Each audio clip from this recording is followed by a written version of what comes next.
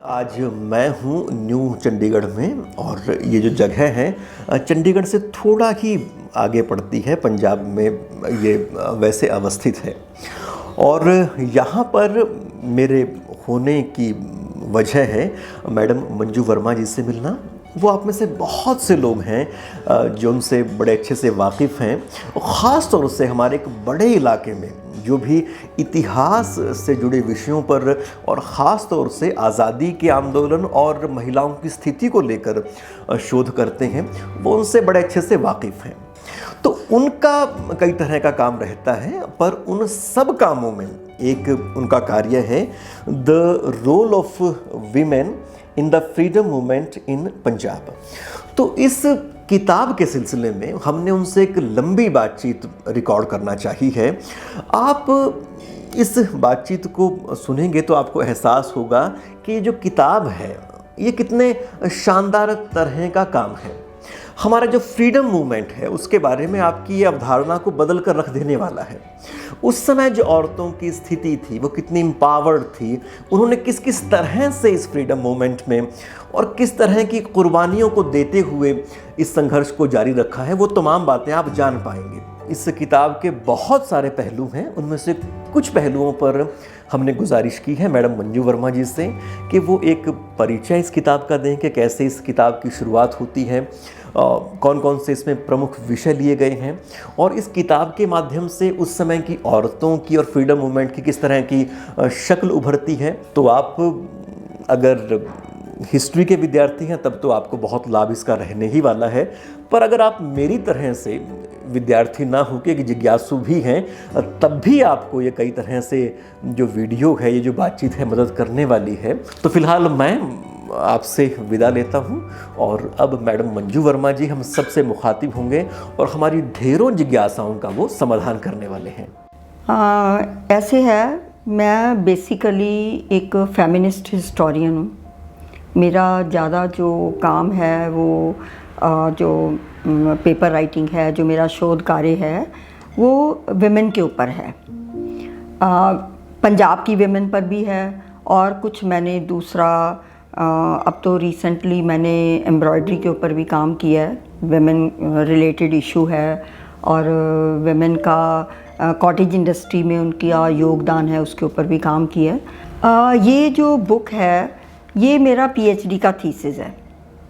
तो मैंने जब सोचा कि मैंने यहाँ यूनिवर्सिटी में ज्वाइन किया, मैंने 81 में पंजाब यूनिवर्सिटी में ज्वाइन किया, 16 अक्टूबर 1981 को पंजाब यूनिवर्सिटी में ज्वाइन किया था। हम लोग मॉडर्न इंडियन हिस्ट्री पढ़ाते हैं तो उसमें पढ़ाते हैं कि बुंदेलों हर बोलों के मुख हमने सुनी कहानी थी, खूब लड़ी मर्दानी वो तो झांसी वाली रानी थी। तो मैंने सोचा ऐसे झांसी वाली रानी का इतना आता है लेकिन कहीं किताबों में ज़्यादा उसका जिक्र नहीं है सिवाय इसके कि हिंदी के साहित्य में उसकी कविता है। तो ऐसे सोचते सोचते मेरे माइंड में आया कि अगर झांसी की रानी की कोई कंट्रीब्यूशन है, हो सकता है ऐसे कुछ और औरतों की भी हो। तो फिर बाय चांस मेरे हाथ एक किताब लगी जिसमें औरतों के बारे में एनी बेसांत का जिक्र था, उसमें रानी जिंदा का जिक्र था जो पंजाब की थी। उस चीज़ को जब मैंने और थोड़ा सा डीपली उसको एक्सप्लोर करना शुरू किया तो मेरे हाथ कुछ और भी सबूत लगने शुरू हो गए कि पंजाब में कुछ ऐसी औरतें हैं जिन्होंने पंजाब के में अपना अहम रोल अदा किया है और उन्होंने भारत के स्वतंत्रता संग्राम में अपनी अहम भूमिका निभाई है। तो ऐसे शुरू करते करते फिर मुझे दुर्गा देवी वोरा का पता चला, उनको पंजाब में दुर्गा भाभी का सम्मान दिया गया। तो मुझे फिर ये क्यूरियोसिटी हो गई कि क्यों ना मैं रिसर्च जो है वो विमेन के ऊपर करूं। तो फिर मैंने ये टॉपिक सेलेक्ट किया। ये जो रिसर्च है मेरी, ये मैंने पर्सनल इंटरव्यूज़ के ऊपर बेस की है। इसके ये मेरे ख्याल से मेरा जो ये शोध कार्य है ये पहला ऐसा होगा हिस्ट्री डिपार्टमेंट में कि जो पर्सनल इंटरव्यूज़ के ऊपर बेस किया है मैंने इसको। और मैंने जो विमेन थी जो उस सब जिन्होंने भारत की आज़ादी में अपना अहम रोल निभाया, मैंने उनको पर्सनली जाके उनसे इंटरव्यू किया और इसमें शामिल किया है। एक चेन बिल्ड की मैंने। अब जैसे मैं वहाँ एक बार मैं ट्रिब्यून ऑफिस की लाइब्रेरी में ट्रिब्यून की फ़ाइल्स देख रही थी। मैंने ट्रिब्यून की सारी फ़ाइल्स देखी हैं जो मैंने करीबन 1907 से शुरू की और 1947 तक मैंने उन फाइल्स को देखा है। जब मैं वहाँ फाइल्स देख रही थी तो वहाँ कोई धनपत राय हैं जो अम्बाला से आए थे। वो कहीं लाइब्रेरी में कुछ काम से आए थे।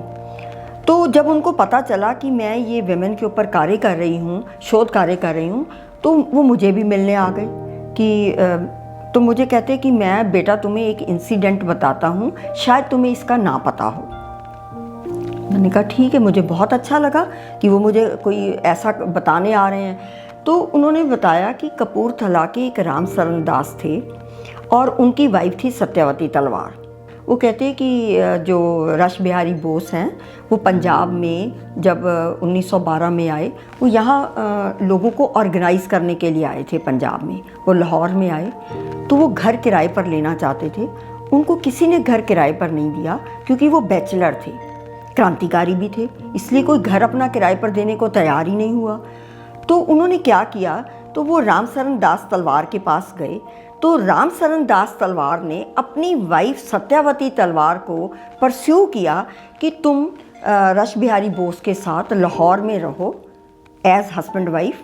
उनको परस्यू किया और तुम जाके वहाँ लोगों को ये शो करो, पुलिस को ये शो करो कि हम पति पत्नी हैं और हम यहाँ मकान किराए पर लेना चाहते हैं। तो वो दोनों जाके वहाँ पर लाहौर में चिड़ीमार मोहल्ला में उन्होंने किराए पर मकान लिया। वहाँ पर वो रहे पति पत्नी के उसमें। उनको पंजाबी नहीं आती थी और सत्यवती तलवार को बंगाली नहीं आती थी। कोई उनका आपस में कम्युनिकेशन नहीं था, पर उन्होंने पुलिस को और लोगों को ये शो किया कि हम पति पत्नी हैं और घर किराए पर ले लिया। और जब उनका काम पूरा हो गया वो वापस चले गए और सत्यवती तलवार जो है वो अपने घर वापस आ गई। तो ये इंसिडेंट जब धनपत राय जी ने मुझे बताया, मेरी आंखें खुली की खुली रह गई कि कमाल है, क्या जज्बा है औरतों का और क्या उन्होंने काम किया। क्या ये आज पॉसिबल है? क्या आज हम ये कर सकते हैं? मेरे ख्याल में ना मेरा परिवार मुझे अलाउ करेगा और शायद मैं भी ना करना चाहूँ या कर भी ना सकूं। और उन्होंने धनपत राय जी का मैंने बहुत धन्यवाद किया कि आपने मुझे ये बताया है। मैंने अपनी बुक में शामिल भी किया है उनका ये इंटरव्यू। तो फिर मैंने उनको बताया कि ऐसे मैं औरतों पर काम करना चाहती हूँ। तो उन्होंने बताया कि कुछ ना कुछ औरतें तुम्हें मिल जाएंगी और तुम इनके बारे में जानकारी हासिल करो। तो ऐसे मैंने धीरे धीरे करते एक चेन बिल्ड की। मैंने करीबन 35 इंटरव्यू लिए हैं इस बुक के लिए। अब जैसे क्योंकि मेरी 1981 में मेरे हस्बैंड की डेथ हुई थी, तो मैं बड़ी ब्रोकन हार्टेड थी, बड़ी शैटर्ड थी। मुझे लगता नहीं था कि मैं जी पाऊँगी। लेकिन जब मैंने उन औरतों का इंटरव्यू लिया तो मुझे एक मेरे अंदर बोल्डनेस पैदा हो गई। मुझे लगा कि नहीं, मैं अगर कोशिश करूं तो मैं कुछ अपने आप को मुझे स्ट्रेंथ मिली उनके इंटरव्यू सुन के और उनका दुख दर्द सुन के। मैं एक औरत को मिली, उसका नाम सावित्री देवी शर्मा था। वो प्रजामंडल मूवमेंट में थी, वो लुधियाना की रहने वाली थी। तो आपको पता है कि पंजाब में क्या सारे हिंदुस्तान में फेजेस में स्वतंत्रता संग्राम हुआ है। क्योंकि एक तो स्वतंत्रता संग्राम का आस्पेक्ट था क्रांतिकारी, जिसमें जो भारत के क्रांतिकारी वीर थे या वीरांगनाएं थी, उन्होंने अंग्रेज़ों के साथ गोलियों के साथ मुकाबला किया या उनके ऊपर गोलियां चलाई। एक तो ये एस्पेक्ट था। और एक जो आंदोलन था वो गांधी जी का था। और एक फेस था जो हिंदुस्तान के जो राजसी परिवार थे, रजवाड़े थे, जैसे ये जितनी भी स्टेट्स थी, प्रिंसली स्टेट्स थी, जैसे बूंदी है, अलवर है, कोटा है, पंजाब में पटियाला है, नाभा, मलेरकोटला, ये प्रिंसली स्टेट्स थी। ये सारी प्रिंसली स्टेट्स ये डायरेक्टली ब्रिटिश एम्पायर के अंडर नहीं थी। एक तो हिंदुस्तान का एम्पायर प्रत्यक्ष रूप से डायरेक्टली अंग्रेज़ों के अधीन था, उसको तो हम कह देते हैं ब्रिटिश इंडिया। पंजाब भी ऐसे ब्रिटिश पंजाब जो डायरेक्टली अंग्रेज़ों के अधीन था, वो ब्रिटिश पंजाब था। लेकिन जो प्रिंसली स्टेट्स थी, नाभा, मलेरकोटला, बावलपुर, जींद, हमीरपुर, शिमला हिल्स की कुछ स्टेट्स थी और फरीदकोट था, ये सारी स्टेट्स जो हैं ये प्रत्यक्ष रूप से अंग्रेज़ों के अधीन नहीं थी। वहाँ उनके रेजिडेंट्स रखे हुए थे, वो फ्री थी अपना रूल करने के लिए। तो वहाँ पर जो वहाँ के लोग थे उन्होंने भी अपना स्वतंत्रता संग्राम अलग रूप से चलाया। उसको हम कह देते हैं प्रजामंडल मूवमेंट, वहाँ की प्रजा ने चलाया, वो प्रजामंडल मूवमेंट था। और कुछ क्रांतिकारी थे भारत के, पंजाब के क्रांतिकारी थे जैसे भगत सिंह वगैरह थे, उन्होंने अपनी अलग नौजवान भारत सभा बनाई। कुछ अकाली थे, उन्होंने अपना अकाली मूवमेंट चलाया। तो अलग अलग जो मूवमेंट्स हैं उसमें अलग अलग मूवमेंट्स में फिर बब्बर अकाली थे, गदर मूवमेंट था, ऐसे अलग अलग मूवमेंट्स जो हैं वो हिंदुस्तान में भी चले, पंजाब में भी चले। और कोई भी ऐसा आंदोलन नहीं है, कोई भी एस्पेक्ट ऐसा नहीं है जिसमें औरतों का योगदान नहीं है। हर आंदोलन में औरतों की जो है वो भागीदारी है, उनका योगदान है और बड़ी बहादुरी से उन्होंने योगदान दिया है। ऐसे एक प्रिंसली स्टेट थी फरीदकोट, तो वहाँ की एक उसमें जो प्रजामंडल मूवमेंट था उसमें पार्टिसिपेट किया सवित्री देवी शर्मा ने। मैं उनको इंटरव्यू करने गई, उनके हस्बैंड कालीचरण शर्मा डॉक्टर थे प्रोफेशन से, वो आप भी एक क्वालिफाइड नर्स थी। उन्होंने जो ये लुधियाना का कॉलेज है वहाँ से उन्होंने मिडवाइफरी की थी। तो सावित्री देवी शर्मा ने बताया कि जब भी वो जेल जाती थी तो पीछे से उनके बच्चे जो है वो निगलेक्ट हो जाते थे और उनकी डेथ हो जाती थी। तो ऐसे उन्होंने बताया कि शी लॉस्ट हर 5 चिल्ड्रन। तो मुझे बड़ा शॉकिंग लगा। लास्ट जो उन्होंने इंसिडेंट बताया अपने बच्चे के बारे में, वो कहते कि जब वो जेल जाने लगी तो वो अपनी बच्ची को अपनी सिस्टर इन लॉ के पास छोड़ गई जो उसकी बुआ थी। तो जो बुआ के हस्बैंड थे वो आर्मी में थे। जब वो छुट्टी आए उनको पता चला कि भी इसने तो क्रांतिकारी की बागी की बेटी को रखा हुआ है। बागी कहते थे, बागी मतलब कि जो सरकार के खिलाफ थे, तो बागी की बेटी को रखा हुआ है। तो उन्होंने उठा के अपनी वाइफ को फोर्स किया कि इसको घर से निकाल दो। तो उन्होंने उठा के घर के बाहर उसको बिठा दिया। वो बच्ची बीमार थी तो आसपास के लोगों ने उस बच्ची को उठा के क्योंकि उसको टीबी था, उसको टीबी सैनिटोरियम में धर्मशाला में छोड़ दिया। तो वो वहाँ वो ज़िंदा रही। जब उसकी मदर जेल से छूटी, वो धर्मशाला में उसको मिलने गई, तो जैसे ही उसने उनको देखा शी डाइड। तो मुझे इस बात का बड़ा दुख लगा। वहाँ उन्होंने जो वहाँ के अटेंडेंट थे उन्होंने बताया कि ये आपको याद कर रही थी, आपको देखो देखते ही इसने आंखें मूंद ली। तो ये बहुत शॉकिंग था। हरनाम कौर थी, वो भी प्रजामंडल मूवमेंट में थी। उनकी बेटी जो है वो चीफ मिनिस्टर भी रही हैं, राजेंद्र कौर भट्टल, उनको भी मैं इंटरव्यू करने गई थी। हीरा सिंह भट्टल की वो वाइफ थी। तो वो तो उन्होंने मुझे बताया कि लाहौर जेल जो है वो हमारा सेकंड होम था। या हम घर में रहते थे या हम लाहौर जेल में रहते थे। तो उनके भी बच्चे ऐसे ही, उनकी बेटी की डेथ हुई तो लोगों ने आना दो आने एक एक पैसा इकट्ठा करके उसका क्रीमेशन संस्कार किया, उसको क्रीमेट किया, क्योंकि वो तो खुद जेल में थी। एक और भी हैं, लक्ष्मी त्रिखा थी, वो झंग की रहने वाली थी। उनका अपना कोई बच्चा नहीं था लेकिन वो बहुत डेडिकेटेड थी। तो जब 1932 में civil disobedience movement Gandhi ji ने शुरू किया तो उनको अरेस्ट करके झंग जेल में रखा गया। वो सॉलिटरी थी, अकेली औरत थी। तो अखबार ने, ट्रिब्यून ने एडिटोरियलाइज किया women in a solitary cell, ये उन्होंने अखबार में छापा। तो फिर जब लोगों को पता चला तो फिर उनको वहाँ से निकाल के लाहौर जेल में शिफ्ट किया गया। तो कई दिन वहाँ जेल में अकेली रही। एक मैंने गुलाब कौर के बारे में पढ़ा, वो गदर मूवमेंट में थी। तो उसको जब वो जेल में बंद रही उसको तो बहुत टॉर्चर किया गया क्योंकि वो गदर मूवमेंट की थी। उसके तो जो टांगे हैं उनको चौड़ा करके उसके ऊपर पैर रख देते थे, उसको बहुत टॉर्चर किया। और क्योंकि वो गदर में शामिल थी, she was the only women, Gulab Kaur जो गदर मूवमेंट में थी, तो उसने भी बहुत टॉर्चर सहन किए। फिर बाद में उसने वहाँ जेल से छूट के उसने जो बब्बर हैं उनकी भी मदद की मैसेज पहुँचाने में। फिर भगत सिंह के मूवमेंट में भी वो आ गई। जिस दिन भगत सिंह को फांसी हुई है उस दिन लास्ट में उसने दम तोड़ा, गुलाब कौर ने। सबसे ज़्यादा जो टॉर्चर सहन किया है वो क्रांतिकारी महिलाओं ने सहन किया है। जो औरतें तो महात्मा गांधी के मूवमेंट में थी, उनको इतनी सज़ाएं नहीं मिलती थी, उनको ज़्यादा से ज़्यादा जेल में बंद करते थे।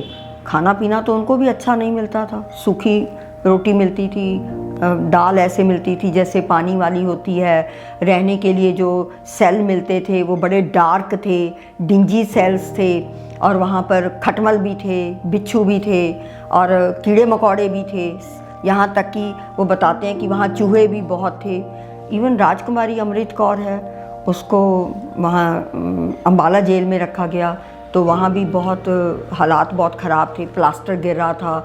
तो उनके ब्रदर की डेथ हुई, उनको मैसेज नहीं दिया गया कि उनके ब्रदर की डेथ हो गई है। जब उन्होंने चिट्ठी भेजी अपने भाभी को, वो चिट्ठी नहीं पहुंचाई गई, तो ये भी एक इंसिडेंट है। फिर मुझे दुर्गा देवी वोरा ने भी बताया, उन्होंने भी अपने बारे में मुझे बताया, दुर्गा देवी वोरा ने। तो जो दुर्गा देवी वोरा थी वो थी तो उत्तर प्रदेश की, लेकिन जो उनकी मैरिज है वो हमारे पंजाब के भगवती चरण वोरा थे, लाहौर के रहने वाले थे, उनके साथ उनकी शादी हुई थी। तो समझ लीजिए वो पंजाब की बहू थी। तो क्योंकि जो भगवती चरण वोरा थे वो भगत सिंह के साथ थे, भगत सिंह की पार्टी में थे। तो भगत सिंह ने जो नौजवान भारत सभा बनाई थी वो क्रांतिकारी थी। वो बंदूकों और गोलियों की से देश को आज़ाद कराना चाहते थे। वो गांधी जी के, पहले तो उन्होंने शुरुआत तो गांधी जी के उसमें की, जब नॉन कोऑपरेशन मूवमेंट शुरू हुआ तो उन्होंने अपनी पढ़ाई छोड़ के गांधी जी के साथ शामिल हो गए। पर जब देखा कि गांधी जी ने नॉन कोऑपरेशन मूवमेंट को सडनली सस्पेंड कर दिया, तो वो कहते हैं कि गांधी जी तो ऐसे कहते हैं कि मैं स्वराज ला दूंगा, 1 साल में स्वराज ला दूंगा, तो ऐसे नॉन कोऑपरेट करने से थोड़ा ना स्वराज मिलेगा। ये तो जो ब्रिटिश सरकार है ये तो बहरी सरकार है, ये तो गोलियों से सुनेगी, इनके लिए तो बंदूकें ही हमें उठानी पड़ेंगी। तो उन्होंने बम बनाने शुरू कर दिए। तो जो वो बम की फैक्ट्रीज़ बनाते थे उसमें औरतें काम करती थी। हमारी पंजाब की औरतें थी, प्रकाशवती थी, लाहौर की रहने वाली थी, उसमें सुशीला मोहन थी, वो उन्होंने सरदार जी का भेष बनाया हुआ था, तो वहाँ वो काम करती थी। बाहर उन्होंने लिखा हुआ था सोप फैक्ट्री, अंदर वो बम बनाते थे। वहाँ पर एक फैक्ट्री तो लाहौर में थी, भावलपुर रोड के ऊपर, और एक फैक्ट्री उन्होंने आगरा में स्थापित की हुई थी। एक फैक्ट्री उन्होंने दिल्ली में झंडेवाला एस्टेट में बनाई हुई थी, वहाँ बाहर सोप फैक्ट्री लिखा हुआ था, अंदर वो बम बनाते थे। प्रकाशवती भी उसमें काम करती थी, सुशीला मोहन भी उसमें काम करती थी, और भी उसमें कई औरतें थी, वहाँ पुरुष भी काम करते थे। वहाँ जो वो बम बनाते थे, उस बम को वो टेस्ट करने के लिए जो भगवती चरण वोरा हैं वो रावी के किनारे गए उसको टेस्ट करने के लिए। तो वहाँ जब वो उसको बम को टेस्ट कर रहे थे, वो बम उनके हाथ में फट गया। There and then he died, Ravi के किनारे। तो जब उनकी वाइफ को आके दुर्गा देवी वोरा को बताया गया कि हाँ, भगवती चरण वोरा की तो डेथ हो गई, तो वो कहती कि मैंने उनको देखना है, मैंने उनको लास्ट में उनको क्रीमेशन, उनका संस्कार उनको देखना चाहती हूँ। कहते नहीं, तुम उनको देख सकती हो, ना तुम उनका संस्कार कर सकती हो, अब तुम उनको मिल भी नहीं सकती। तो जब मैं दुर्गा देवी वोरा को मिलने गई, गाज़ियाबाद मिलने गई, तो उन्होंने ये सारी मुझे इंसिडेंट बताया। वो कहते ना मैंने अपने पति को देखा, ना मुझे पता है कि उनका क्या हुआ, किसने उनका संस्कार किया, या ना मैं रो सकी, क्योंकि अगर मैं रोती तो सारे मोहल्ले में पता चल जाता कि भगवती चरण वोरा की डेथ हो गई है। तो लोग पूछते कि बॉडी कहाँ है और उनको क्या हुआ, कैसे उनकी डेथ हुई, 100 सवाल पूछते। तो कहती ये दुख जो है मैं अपने अंदर ही अंदर पी गई, बल्कि उसके बाद भी मैं मूवमेंट में कंट्रीब्यूट करती रही। जो भगवती चरण वोरा हैं उनकी डेथ जो है वो मई 1930 में हुई। फिर अक्टूबर 1930 में वो बॉम्बे गई पृथ्वी सिंह आज़ाद के साथ, वो भी पंजाब के थे, मैं उनको भी मिलने गई थी पृथ्वी सिंह आज़ाद को। उन्होंने भी मुझे बताया कि दुर्गा देवी वोरा जो है वो हमारे साथ थी जब हम लिविंगटन रोड शूटिंग केस में इन्वॉल्व थे। तो वहाँ उन्होंने जो गोली चलाने का काम है वो दुर्गा देवी वोरा ने किया। तो दुर्गा देवी वोरा ने, क्योंकि वहाँ उन्होंने हैले जो था वो पंजाब का गवर्नर था, उसने बहुत ज्यादतियाँ की थी लोगों के ऊपर, तो हैले को मारने का इन्होंने बदला लेना था। तो वहाँ जब बाहर बैठे थे, एक कार पार्क की हुई थी, वहाँ सब बैठे हुए थे, तो दुर्गा देवी वोरा ने कहा मैं गोली चलाऊंगी, इस इंसिडेंट को मैं अंजाम दूंगी। तो जब गोली चलानी थी, जो भी वहाँ से बाहर अंग्रेज़ निकला उसके ऊपर उन्होंने गोली चला दी। वो हेले तो नहीं था, ही वॉज समबडी एल्स, लेकिन गोली चलाने का काम दुर्गा देवी वोरा ने किया और वहाँ से फिर वो बाद में फरार हो गए। जो पृथ्वी सिंह आज़ाद हैं वो पंजाब आ गए और जो दुर्गा देवी वोरा है वो वहाँ से दिल्ली की तरफ आ गई।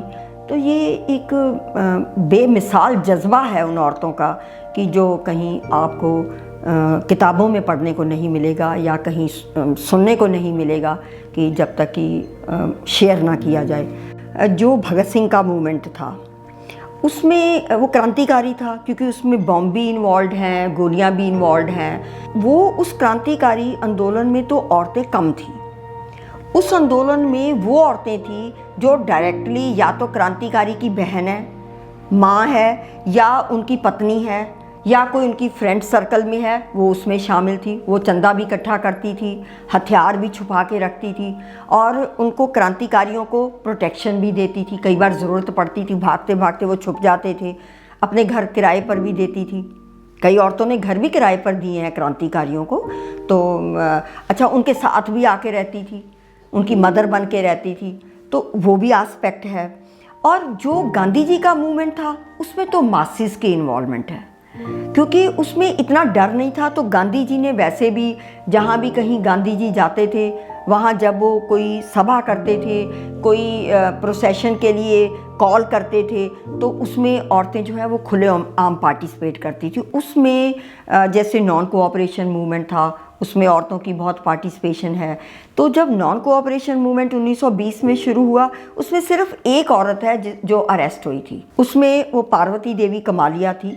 वो बहुत फायरी स्पीचेस देती थी अंग्रेज़ों के ख़िलाफ़। उसको उन्होंने अरेस्ट किया था और उसको जेल में टॉर्चर भी किया गया। उसको बल्कि बामुशक्क़त सज़ा दी गई, उससे चक्की पिसवाई गई, उसको वो सज़ा दी गई जो औरतों को नहीं मिलनी चाहिए थी, बामुशक्क़त दी गई। उसको तो मैं मिल नहीं सकी, लेकिन मैंने लिटरेचर में उसके बारे में पढ़ा। लेकिन जो और औरतें थी उनको नॉन कोऑपरेशन में कोई औरत, उसके अलावा कोई औरत अरेस्ट नहीं हुई। उन्होंने मुझे बताया औरतों ने। मैं लाला दूनी चंद थे अम्बाला के, उनकी वाइफ को मैं मिली, उनका नाम भाग देवी था। उन्होंने हमें बताया कि हम लोग गांधी जी के कहने पर खद्दर बेचते थे। ये उनकी बहुत बड़ी इन्वॉल्वमेंट थी। सारी औरतें जो हैं, क्योंकि गांधी जी ने कहा था स्वदेशी अपनाओ, तो खद्दर बनाओ, स्वदेशी अपनाओ। तो पंजाब तो घर ही खद्दर का है। मुझे औरतों ने बताया, कहते हमें तो पहनने ही खद्दर दिया जाता था, हमें कोई खीन खाप के कपड़े थोड़ा ना पहनने को दिए जाते थे। तो लड़कियां तो पहनती खद्दर थी, सूती कपड़े पहनती थी। तो कहते हमें जो हम चरखा चलाओ, तो कहते हम खूब चरखा चलाते थे। गांधी जी के कहने पर चरखा और शुरू हो गया। तो पंजाब तो चरखे का घर था। तो कहते हम कंधे के ऊपर जो खद्दर के बंडल हैं वो रख के घर घर हम खद्दर बेचते थे। ये औरतों की इन्वॉल्वमेंट है। फिर गांधी जी ने कहा कि हिंदू मुस्लिम यूनिटी को प्रमोट करो, तो हम हिंदू मुस्लिम यूनिटी को प्रमोट करते थे।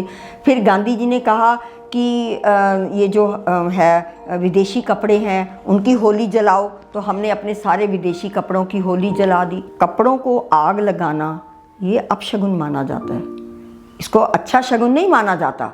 हमारे जो हिंदू संस्कृति है, कपड़े को आग लगाना अच्छा शगुन नहीं माना जाता। लेकिन औरतों ने अपने घरों के कपड़े और शहर में मोहल्ले मोहल्ले में जाके कपड़े इकट्ठे किए, उनको खुद आग लगाई, क्योंकि विदेशी कपड़े थे। तो विदेशी कपड़ों की उनकी होली जलाई। और तो और उन्होंने मंदिरों के सामने, गुरुद्वारों के सामने धरने दिए, पिकेटिंग की औरतों ने कि विदेशी कपड़े पहन के जो आएंगे उनको मंदिर में नहीं जाने दिया जाएगा, उनको गुरुद्वारे में नहीं जाने दिया जाएगा। तो संगतों ने जाके शिकायत की गुरुद्वारे के भाई जी को कि देखो हमें अंदर नहीं आने दिया जाता। तो भाई जी ने आके औरतों को कहा कि भी देखो आप अपने घरों में रहो, आप हमारी इसमें इंटरफेयर नहीं करो। कहते भाई जी ठीक है, हम इंटरफेयर नहीं करेंगे। आप ऐसे करें, आप गुरुद्वारा साहब में अनाउंसमेंट कर दीजिए कि कोई भी संगत जो है वो विदेशी कपड़ा पहन के नहीं आएगी, हम यहाँ से हट जाएंगे। वो कहते ठीक है। उन्होंने अनाउंसमेंट कर दी कि जो सात संगत है वो सब स्वदेशी पहन के आएगी, कोई भी विदेशी कपड़ा पहन के नहीं आएगा। तो ये तो बहुत बड़ी अचीवमेंट थी औरतों की, उनको तो बहुत अच्छा लगा। यही तो उनका पर्पस था कि लोग जो हैं वो स्वदेशी पहन के आए। तो उन्होंने कहा ठीक है, हम स्वदेशी पहन के आएंगे। तो लोग मान गए। अच्छा, फिर वो पुलिस जो थी वो उनको जब ये जो शराब की दुकानें हैं, क्योंकि गांधी जी ने कहा था कि प्रोहिबिशन होना चाहिए, क्योंकि हम अपनी सोसाइटी का जो मॉरल स्टैचर है उसको बढ़ाना चाहते हैं, उसको हाई करना चाहते हैं, तो इसलिए उन्होंने शराबबंदी के लिए कहा। तो सरकार तो शराबबंदी करेगी नहीं क्योंकि उसको तो रेवेन्यू मिल रहा है, तो इसलिए उन्होंने औरतों ने शराब के दुकानों के आगे धरना देना शुरू कर दिया। हालांकि गांधी जी ने कहा था कि शराब की दुकानों के आगे औरतें जो है वो धरना नहीं देंगी, क्योंकि शराब की दुकानों के ऊपर जो हैं वो ऐसे लोग आते हैं वो औरतों को बेइज्जत भी कर सकते हैं। लेकिन औरतें कहाँ मानने वाली थी, उनके अंदर तो बहुत जज्बा था। वो कहते नहीं, हम शराब भी नहीं बिकने देंगे। तो जब वो शराब की दुकानों के आगे पिकेटिंग करती थी, ग्रुप्स में पिकेटिंग करती थी, तो कई बार तो उन्होंने बताया कि पुलिस जो है वो हमें जब नॉन कोऑपरेशन मूवमेंट था तो वो उनको उठा के पुलिस की गाड़ी में बिठाते थे और उनको शहर से बाहर छोड़ आते थे कि अब हम इनको शहर के बाहर छोड़ देंगे तो ये वहाँ से पैदल चल के आएंगी, इनकी होश ठिकाने आएगी। जब 2 मील 4 मील पैदल चलेंगी तो फिर ये कल धरने पर नहीं बैठेंगी। कहते कोई बात नहीं, हम पैदल चल के वापस आ जाते थे, अगले दिन फिर धरने पर बैठ जाते थे, कर लो जो करना है, फिर छोड़ाओ हमें। तो कहते हम कहाँ मानने वाले थे, हमने तो ठान रखी थी कि हम शराब की दुकानें बंद करा के रहेंगे। फिर एक इंसिडेंट उन्होंने ये भी बताया कि वो कहते कि जो औरतें थी जब वो जो धरना देती थी शराब की दुकान के आगे या विदेशी कपड़ों की दुकान के आगे जब धरना देती थी तो उनको अरेस्ट कर लिया जाता था। जब सिविल डिसोबीडियंस मूवमेंट शुरू हुआ 1930 में, तब सरकार ने अरेस्ट करना शुरू किया। पहले तो बाहर छोड़ आते थे, फिर अरेस्ट करना शुरू किया। तो अब क्योंकि जो शराब की दुकान का मालिक है या विदेशी कपड़े की दुकान का मालिक है, उसको लगता था अरे ये हमारे मोहल्ले की औरत है, तो हमारे ही दोस्त मित्रों की वाइफ्स हैं, उनकी बहनें हैं, ये अरेस्ट हो जाएंगी, अच्छा नहीं लगता, तो ठीक है ये लो हम दुकान बंद कर देते हैं, हम शटर गिरा देते हैं। और हाथ जोड़ते थे कि भाई बहनों अब घर जाओ वापस, माताओं आप अपने घर जाओ, हमने देखो शटर गिरा दिया। तो कहते ठीक है, तुमने तो शटर गिरा दिया, हम वापस जाएंगे, तुम फिर शटर खोल देंगे, तुम्हारा क्या भरोसा है, तुम फिर दुकान खोल के बैठ जाओगे। कहते ठीक है बीबियों, हम आपके आगे नतमस्तक हैं, ये लो चाबियां आप साथ ले जाओ। वो कहते हमें वो जब तक चाबियां नहीं देते थे हम वहाँ से हटते नहीं थे, या अरेस्ट होती थी या उनसे चाबियां लेके आते थे। ये था उन औरतों के अंदर जज्बा, और ये उनका पावर ऑफ परसुएशन था कि जो वो आदमियों को परस्यू कर पाई कि नहीं हमने तो हमने तो दुकानें बंद करानी ही करानी है। तो ये इंसिडेंट जो है मुझे बहुत औरतों ने बताया, ये एक औरत ने नहीं बताया, ये मुझे कई औरतों ने बताया। ये मुझे लक्ष्मी आर्या ने भी बताया जो हरियाणा की थी, वो रोहतक की रहने वाली थी। उन्होंने मुझे बताया कि हम पिकेटिंग कैसे करते थे। ये इंसिडेंट मुझे मिसेस भागदेवी ने भी बताया, ये इंसिडेंट मुझे बीबी अब्दुल सलाम ने भी बताया। तो ऐसे कई औरतें हैं जो जिन्होंने ये पिकेटिंग में पार्टिसिपेट किया और जो उन्होंने परस्यू किया। मनमोहनी सहगल थी, उन्होंने भी मुझे बताया। लाडो रानी जुत्शी की बेटी थी, वो 4-5 बहनें थी, सारी ही मूवमेंट में इन्वॉल्व थी। तो ऐसे करते करते जब मैं उनको इंटरव्यू करती थी तो मैं बहुत एंजॉय भी करती थी। लेकिन ये नहीं कि जो उन्होंने मुझे बता दिया मैंने उसको ब्लाइंडली फेथ करके लिख दिया, ऐसा भी नहीं था। ये एक बहुत बड़ा सवाल है कि अगर मुझे लाडो रानी जुत्शी की बेटी ने बताया है या लाला पिंडी दास थे, वो पत्रकार थे, बहुत बड़े पत्रकार थे, कई बार वो जेल भी गए, तो उन्होंने मुझे बताया लाला पिंडी दास की बेटी ने, स्वदेश कुमारी ने, कि हम जेल में गए। तो मैं उनको ये भी सवाल करती थी कि जब आप जेल गई तो आपके साथ कौन कौन औरत थी। तो वो बताती थी कि मेरे साथ मनमोहिनी सहगल भी थी, मेरे साथ भागदेवी भी थी। तो मुझे फिर पता चल जाता था कि एक इंसिडेंट में कई कई औरतें जो शामिल थी तो उनके साथ कौन कौन थी। एक जैसे मुझे इंसिडेंट बताया जो 1930 का है, सिविल डिसोबीडियंस के टाइम का है, कि औरतों ने ये डिसाइड किया कि हम शिमला जाके घेराव करेंगे विधानसभा का। तो वो सारी मिलके शिमला गई और वहाँ जाके उन्होंने शिमला में 9 जुलाई 1930 को उन्होंने उसका जो विधानसभा है वहाँ सेशन होता था, तो वहाँ उन्होंने घेराव किया। तो उसमें उन्होंने सबने सूती साड़ियाँ पहनी और प्ले कार्ड्स बनाए, उसके ऊपर लिखा था नो पीस येट। तो उन्होंने लॉर्ड इरविन जो वॉइस राय था उसका घेराव करने के लिए वो वहाँ इकट्ठी हुई थी। तो जब वहाँ जो हिल पुलिस थी उन्होंने उनके ऊपर लाठीचार्ज भी किया और उनको आगे जाने से रोका भी। तो जब लॉर्ड इरविन आ गए तो उन्होंने सब ने बैनर छुपा रखे थे, जब लॉर्ड इरविन को देखा सब ने वो अपने जो बैनर थे उनको सामने दिखाया और उनको कहा गो बैक। तो ऐसे जो बैनर्स हैं, फिर मैंने उनको पूछा कि आपके साथ कौन कौन था, फिर उन्होंने बताया कि कौन कौन है। जैसे उन्होंने बताया कि हमारे साथ वहाँ शिमला की भी औरतें थी और जो मनमोहिनी सहगल है वो भी उनके साथ थी।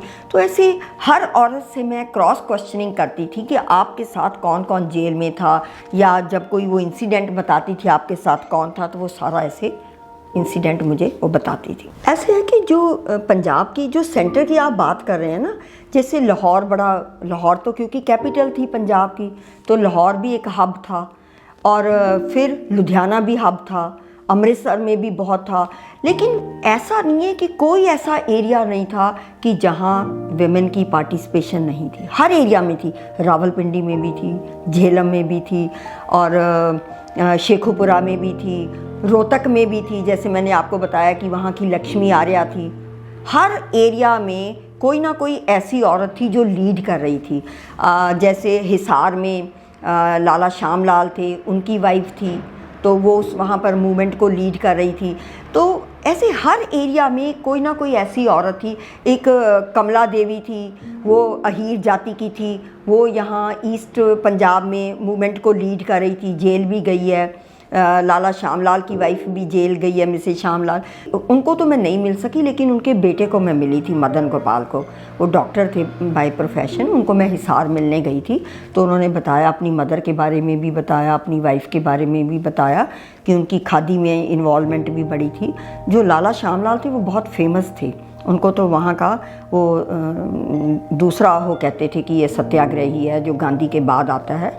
तो ऐसे जो लक्ष्मी आर्या थी वो बहुत छोटी एज में विडो हो गई थी, उनकी बहुत छोटी एज में शादी हुई और छोटी एज में उनकी हस्बैंड की डेथ हो गई।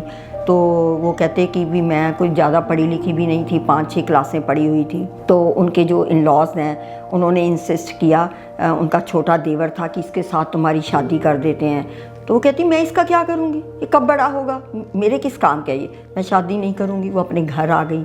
तो उन्होंने फिर जो जलंधर में एक कन्या महाविद्यालय है, ये उस वक्त पंजाब का एक ऑयसिस माना जाता था एजुकेशन में, कन्या महाविद्यालय। और वहाँ पर उसने अपना पढ़ाई शुरू की, हॉस्टल में रही, वो छात्रावास में रही, वहाँ उन्होंने पढ़ाई पूरी की।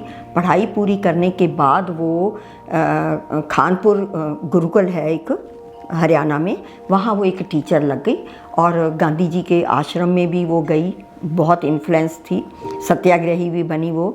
और उन्होंने सीक्रेट उसमें मूवमेंट में भी पार्टिसिपेट किया, सीक्रेटली उन्होंने मूवमेंट में पार्टिसिपेट किया, सीक्रेट रेडियो में भी उन्होंने पार्टिसिपेट किया। तो और जो उनकी सारी प्रॉपर्टी थी वो उन्होंने सारी जो लो कास्ट के लोग थे, गरीब थे, उन्होंने रोहतक में अपनी वो कर दी, जो उनके हस्बैंड की प्रॉपर्टी थी। तो उनकी भी बहुत कंट्रीब्यूशन है कि अकेले सिंगल हैंडेडली उन्होंने सारा मूवमेंट में पार्टिसिपेट किया। लेकिन उनका जो रोल था, वो जेल भी गई हैं, तो आश्रम में भी रही गांधी जी के। तो उन्होंने मुझे गांधी जी के आश्रम के बारे में भी बताया। ऐसे बीबी अमतुल सलाम है, वो भी गांधी जी के आश्रम में रही, उन्होंने भी मुझे बताया कि कितना डिसिप्लिन था। तो जो बीबी अमतुल सलाम है वो तो मुस्लिम लेडी थी, वो कहती कि हमारे तो पर्दा बहुत था, पर उन्होंने भी मूवमेंट में बहुत पार्टिसिपेट किया। उन्होंने तो बहुत छोटी, वो कहते मैं तो 10-12 साल की बच्ची थी जब मैंने लाला दूनी चंद की वाइफ के साथ अपने कंधे के ऊपर, छोटे छोटे मेरे कंधे और उनके ऊपर मैं खद्दर की गांठें रख के हम फेरी लगाते थे और खद्दर बेचते थे। फिर कहती जब मैं बड़ी हुई मैं आश्रम में भी गई गांधी जी के, और वहाँ का भी मैंने माहौल देखा। फिर उसके बाद उन्होंने हिंदू मुस्लिम यूनिटी में उनकी बड़ी पार्टिसिपेशन है, वहाँ नोआखली भी गई वो मुस्लिम्स को परस्यू करने के लिए कि आप ये जो राइट्स कर रहे हैं ये आप नहीं करें। फिर वो सिंध में भी गई 1940 में पीर पगारों को कहने के लिए कि ये जो तुम कत्लेआम कर रहे हो, पीर पगारों जो हैं वो जेल में थे, उनको परस्यू करने के लिए गई कि आप इनको रुकवाओ, आप जो ये कत्लेआम हो रहा है इनको रोको। तो पीर पगारों को मनाने के लिए गई। तो उनका जो काम था वो गांधीआइट मूवमेंट में था। तो मैंने उनको पूछा कि आप पाकिस्तान वापस क्यों नहीं गई, जब पाकिस्तान बना तो आप वहाँ क्यों नहीं गई? वो कहती मैं क्यों जाऊँ, मेरा देश है। तो उनके भाई तो चले गए वहाँ पर, तो वो नहीं गई, वो यहीं पर रही टिल हर डेथ। वो वहाँ जो राजपुरा में आश्रम बना है, कस्तूरबा आश्रम, वहाँ पर वो रही। और वहाँ उन्होंने औरतों को वहाँ पर काम सिखाना, सोप बनाना, ऐसी चीज़ें औरतों को थोड़े थोड़े जो कुटीर उद्योग हैं उनको वो किया उन्होंने। एक फिर मैं औरत को मिली जो जिनको जानकी देवी अवार्ड भी मिला है, वो उनका नाम गौरा देवी था। तो उनको भी मैं मिलने गई, वो भी गांधी जी के साथ बहुत एसोसिएटेड थी। तो वो जेल तो नहीं गई, लेकिन उन्होंने जो गांधी का ये है प्रचार किया, उसका बहुत प्रचार किया। गांधी जी के जो कंस्ट्रक्टिव प्रोग्राम है, जो उनका रचनात्मक कार्यक्रम था, जैसे चरखा है या सूत का करना है, खद्दर बनाना है, इसका प्रचार किया। फिर कुटीर उद्योग को करने के लिए प्रचार किया। और उन्होंने बच्चों को कुछ सिखाना है, या जो लो कास्ट के बच्चे हैं उनके लिए उनको पढ़ाना है, उनके लिए स्कूल खोलने हैं उनका। और इसके अलावा विमेन का जो काम है वो रिपैट्रिएशन में भी बहुत है, रिहेबिलिटेशन में भी बहुत है। जब पंजाब का बंटवारा हुआ उसमें तो औरतों ने बहुत काम किया। जो बीबी अमतू सलाम है, एक डॉक्टर प्रकाश कौर थी जो पंजाब की थी, वो तो जेल भी गई है 1942 के मूवमेंट में। और वो विधानसभा में भी एमएलए भी रही है, आज़ादी से पहले भी रही है, बाद में भी रही है। तो वो कहती मैंने तो बहुत हॉस्पिटल्स बनाए हैं और फैमिली प्लानिंग प्रोग्राम को स्प्रेड किया है। तो जो बीबी अमतू सलाम और लक्ष्मी आर्या, लक्ष्मी त्रिखा, एक लक्ष्मी त्रिखा भी थी, तो इनको भी मैं मिलने गई थी। पट्टी कल्याणा की थी वो, बाद में पट्टी कल्याणा में आ गई, पहले तो वो पाकिस्तान के एरिया में से बिलोंग करती थी। तो उन्होंने बताया कि ये सारी औरतें बैच में पाकिस्तान जाती थी, वहाँ से जो औरतें रह गई थी उनको वापस लाती थी। तो एक बार मुझे बताया जो डॉक्टर प्रकाश कौर थी, कहते हम औरतों को लेने गए। जब हम वाघा बॉर्डर पर पहुँचे, ट्रक वहाँ पहुँचा, तो वहाँ एंट्री करनी थी कि कितनी औरतों को हम लेके आ रहे हैं। तो जब कहते वहाँ ट्रक रुका तो औरतें कुछ उतर के वापस भाग गई। तो हमने उनको रोका कि क्यों वापस जा रहे हो, हम तो तुम्हें इंडिया में ले जा रहे हैं। वो कहते हम वापस जाके क्या करेंगे, हमने वहाँ शादी कर ली है, हमारे बच्चे भी हो गए हैं, तो हम वहाँ जाके क्या करेंगे, हमें समाज तो एक्सेप्ट नहीं करेगा, तो इसलिए हमें बेटर है कि हम वहाँ वापस चले जाएं। तो वो वापस चली गई, कुछ वापस आ गई। तो इस तरह की जो सिचुएशन है, मैं आपको शब्दों में नहीं बयान कर सकती कि जो औरतें वहाँ रह गई, जो वापस आ गई, उनकी जहन में क्या हुआ या उनके साथ उनका क्या बीता। ऐसे मैंने बाद में कुछ इंटरव्यू भी लिए हैं। तो ये मेरा जो एक्सपीरियंस है, ये एक बहुत ही दिल को छू लेने वाला है। मैंने उन औरतों को भी इंटरव्यू किया। एक थी लेडी शकुंतला ऋषि, उसको भी मैंने इंटरव्यू किया था। वो किसान मूवमेंट में थी, उसने किसान मूवमेंट में पार्टिसिपेट किया। तो कुछ ऐसी भी औरतें थी जिनको घरों से निकाल दिया गया था कि उनके पेरेंट्स ने कहा कि अगर तुम मूवमेंट में पार्टिसिपेट करोगे तो यहाँ से घर से निकल जाओ। तो ऐसे शकुंतला ऋषि ने भी बताया कि उनके जो इन लॉज थे, उन्होंने कहा कि अगर तुमने मूवमेंट में पार्टिसिपेट करना है तो हमारे घर मत आओ, तुम अपनी अलग दुनिया में रहो। तो ऐसे एक प्रकाशवती थी, उसको भी उसके पेरेंट्स ने घर से निकाल दिया। प्रकाशवती ने उसको यशपाल थे, उनके नॉवेल्स भी हैं यशपाल के हिंदी में, सिंहावलोकन है उनके 3 सीरीज़ में है। तो उनके साथ उन्होंने जेल में शादी की। तो ऐसी भी हैं इंटरव्यूज़ मेरे पास। फिर एक लक्ष्मी त्रिखा भी है, उनका भी बड़ा अनयूजुअल है। सुशीला नैयर, वो भी डॉक्टर थी, वो तो उन्होंने हार्डिंगे मेडिकल कॉलेज से MBBS किया था। उनकी मदर भी मूवमेंट में रही। उनके भाई जो प्यारे लाल नैयर हैं, वो तो गांधी जी के साथ थे, तो वो बड़ी इन्फ्लुएंस थी। तो वो भी कहती मैंने बचपन से मैंने बा को मिलना और गांधी को मिलना, मैं उनके आश्रम में गई, उनकी वहाँ स्टिकनेस सारी देखी, वो भी देखा। और फिर कहते जब गांधी जी बीमार हुए 1939 में। तो कहते उन्होंने मुझे बुलाया कि तुम यहाँ आश्रम में आ जाओ। तो कहते उसके बाद मैं फिर आश्रम में ही रही। तो उन्होंने भी मैरिज नहीं की, अपना सब कुछ गांधी जी के मूवमेंट को डिवोट किया। ये तो बहुत बड़ा सवाल है और बहुत ही $1 मिलियन सवाल है कि औरतें कैसे बाहर आई। देखो, औरतों की जो शुरुआत है ना आने की, जो एंट्री है, वो कहीं ना कहीं सोशो रिलीजियस रिफॉर्म मूवमेंट से तो है ही है। क्योंकि जैसे हिंदुओं में जो मूवमेंट थे, आर्य समाज मूवमेंट है, ब्रह्मो समाज है या सनातन धर्म मूवमेंट है, जब इनकी औरतों ने वहाँ मीटिंग्स अटेंड करनी शुरू हुई तो उन मीटिंग्स में कहीं ना कहीं डिस्कस होता था हिंदुस्तान हमारा है, उसमें स्वदेशी भी डिस्कस होता था। तो जब 1905 में बंग भंग हुआ तो उस वक्त स्वदेशी का नारा दिया गया। तो उस स्वदेशी के नारे में तो हमारे लाला लाजपत राय भी थे। तो वो स्वदेशी का नारा तो पंजाब में भी आ गया था, लाला लाजपत राय के थ्रू आ गया था और आर्य समाज के थ्रू आ गया था। तो उसमें जो बिगिनिंग है, जैसे आर्य समाज मूवमेंट है, तो आर्य समाज के जो लीडर्स थे, उनकी जो बहनें हैं, माताएं हैं, उनकी पत्नियां हैं, सबसे पहले वो फोर फ्रंट पर आई। क्योंकि उन औरतों ने वहाँ मीटिंग्स अटेंड करनी शुरू की। पहले तो पर्दा, एक तरफ पुरुष बैठते थे, दूसरी तरफ औरतें बैठती थी। पहले तो ये शुरू किया, फिर पर्दा हटा दिया गया, इकट्ठे बैठते थे क्योंकि जागृति आनी शुरू हो गई धीरे धीरे।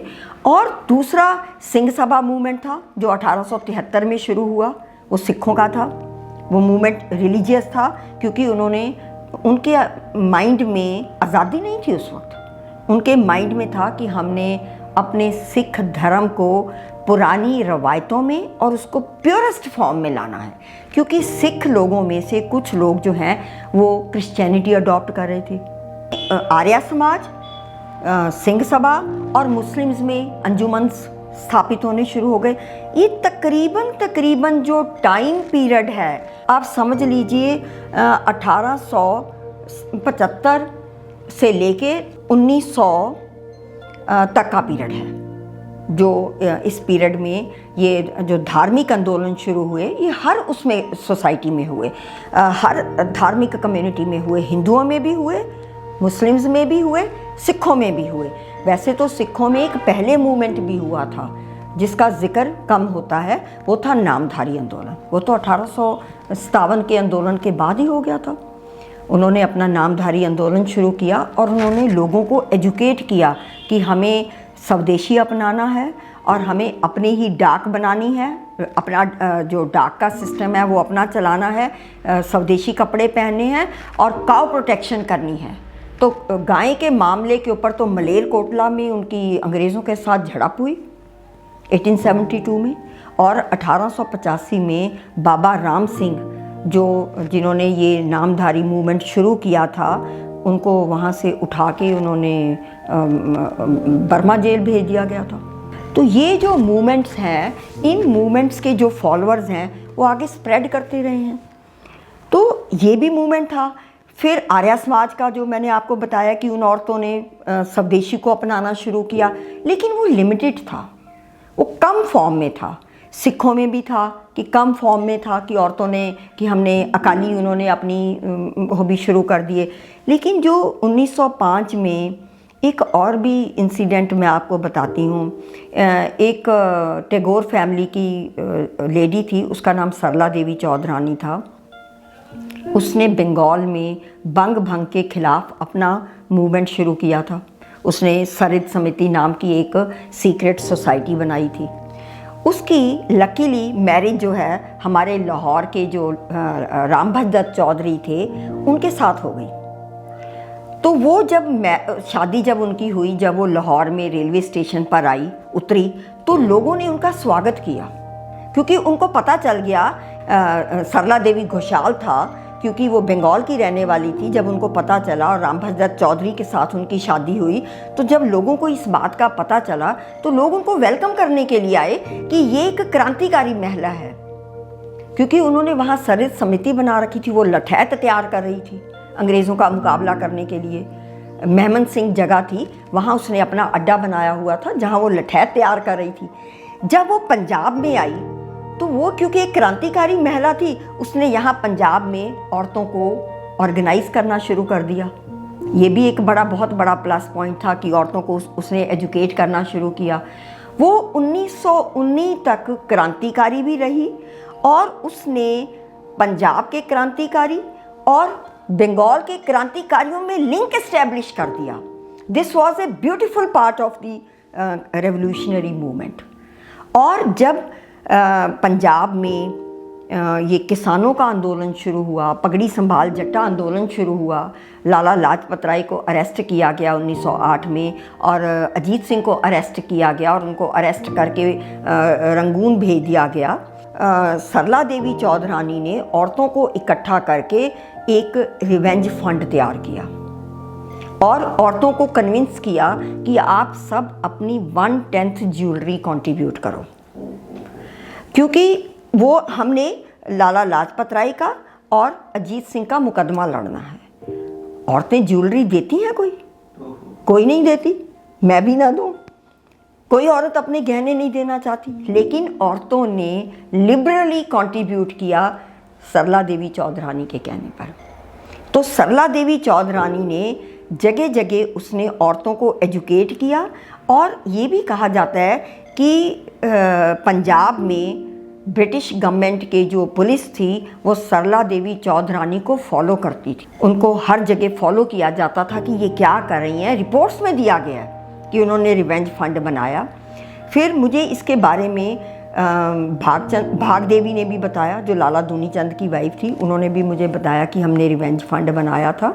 फिर इन्होंने 1910 में एक भारत स्त्री महामंडल भी बनाया, लाहौर में बनाया गया और उसके तहत भी इन्होंने औरतों को जागृत किया। 1905 में वैसे भी औरतों ने शपथ लेनी शुरू कर दी कि हम स्वदेशी अपनाएंगे, लेकिन वो थोड़ा था, लिमिटेड फॉर्म में था, कहीं कहीं छुटपुट था, एक मास मूवमेंट नहीं था।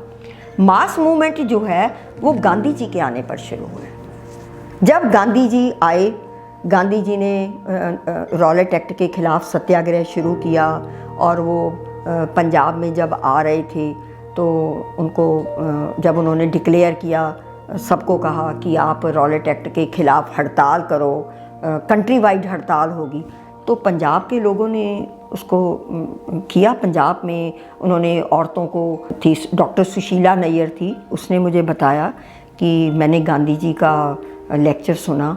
जब गांधी जी रोहतक में आए तो कहती मैं बहुत छोटी थी, फ़्रॉक पहनती थी, और जब गांधी जी रोहतक में आए तो मैंने देखा कि इतना हजूम इकट्ठा हो गया उनका लेक्चर सुनने के लिए।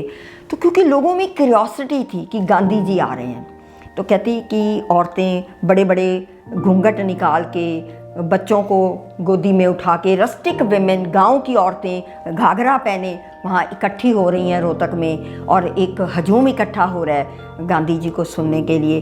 वो सुनना चाहती थी कि गांधी जी हमें क्या कह रहे हैं। तो जब गांधी जी ने एंट्री की है तो मास मूवमेंट जो है वो गांधी जी के आने पर शुरू है, क्योंकि औरतें पूछती थी गांधी जी से, वो निडर होकर पूछती थी कि गांधी जी हम तो औरतें हैं, हमें तो पढ़ना भी नहीं आता, हम क्या कर सकती हैं। तो गांधी जी तो खुद चाहते थे, क्योंकि वो मासेस का कॉन्सेप्ट था, वो मास मूवमेंट बनाना चाहते थे। वो हिंदुस्तान में जो ये मूवमेंट है, आज़ादी का आंदोलन है, उसको मास मूवमेंट बनाना चाहते थे। कहते थे इस मूवमेंट में हर जन पार्टिसिपेट करे, चाहे वो छोटी जाति का है, चाहे वो ऊंची जाति का है, चाहे वो हिंदू है, मुसलमान है, आदमी है, औरत है, सब इसमें पार्टिसिपेट करे। तो वो औरतों को कहते थे कि you are not dolls to be adored, तुम गुड़िया नहीं हो कि जो सज धज के बैठो, तुम में तो बहुत ताकत है, तुम सबल हो, तुम चाहो तो क्या नहीं कर सकती हो। कहते तुम वो बनो जो शिव के साथ पार्वती थी, जो नल के साथ दमयंती थी, तुम वो बन के दिखाओ। तो औरतों में जो जज्बा है, वो जो मासेस में जो जज्बा है, वो गांधी जी के आने के बाद शुरू। पहले तो लिमिटेड फॉर्म में था। हाँ, बहुत लगा। मैंने आपको मैं बता रही हूँ, मैंने वहाँ पाकिस्तान की जो एम्बेसी है उनको मैंने चिट्ठी लिखी कि भी मैं पीएचडी कर रही हूँ तो मुझे लाहौर जेल देखनी है। मज़ेदार बात यह है कि लाहौर में एक फ़ीमेल जेल होती थी, वैसे तो जेलें बहुत जगह थी, अम्बाला में भी थी, रावलपिंडी में भी थी, हिसार में भी थी, सब जगह जेलें थी, सब जगह जो डिस्ट्रिक्ट जेल थी वो सब जगह थी। लेकिन जो फीमेल जेल थी मेन, वो लाहौर में थी, जहाँ सब औरतों को ट्रांसफ़र करके वहाँ रखा जाता था। पहले उनको डिस्ट्रिक्ट जेल में रखा जाता था, फिर उनको फ़ीमेल जेल में रखा जाता था, लाहौर की फ़ीमेल जेल। मैंने कहा मैं फ़ीमेल जेल को देखना चाहती हूँ, लाहौर विज़िट करना चाहती हूँ। और जो लाहौर में अनारकली बाज़ार था, उसके बारे में मैंने बहुत सुना था। मैंने ट्रिब्यून की अखबारों में भी पढ़ा था कि वहाँ वो औरतें जो हैं वो लेक्चर देती थी, जुलूस निकालती थी, जलसे करती थी। मैं उसको भी देखना चाहती थी, वो वेन्यू कवर करना चाहती थी। फिर एक ब्रॉडला हॉल था लाहौर में, मैं उसको भी देखना चाहती थी। तो मैं ये सारी चीज़ें जब देखना चाहती थी तो मैंने उनको चिट्ठी लिखी कि मैं एक प्रोफेसर हूँ पंजाब यूनिवर्सिटी में, तो मैं वहाँ लाहौर विज़िट करना चाहती हूँ, आप मुझे परमिशन दो। तो वो उन्होंने कहा कि आप अपना पासपोर्ट और ये सब डॉक्यूमेंट दे दीजिए, हम आपको परमिशन दे देंगे। पर मेरे घर के लोगों ने मुझे अलाउ नहीं किया। वो कहते यहाँ कर लो जो करना है, क्योंकि जब मैंने ये पीएचडी का काम शुरू किया था उस वक्त पंजाब में थोड़ा सा हालात जो हैं वो ख़राब थे। ये 80s की बात है, तो फिर इसलिए मेरे घर के लोग कहते कि ऐसा ना हो कि तुम्हारे हस्बैंड भी नहीं हैं, तो तुम्हें कुछ हो गया तो बच्चों के लिए कैसे होगा। तो मुझे उन्होंने जाने नहीं दिया। अदरवाइज़ मेरा बहुत मन था कि मैं पाकिस्तान जाके कवर करूं।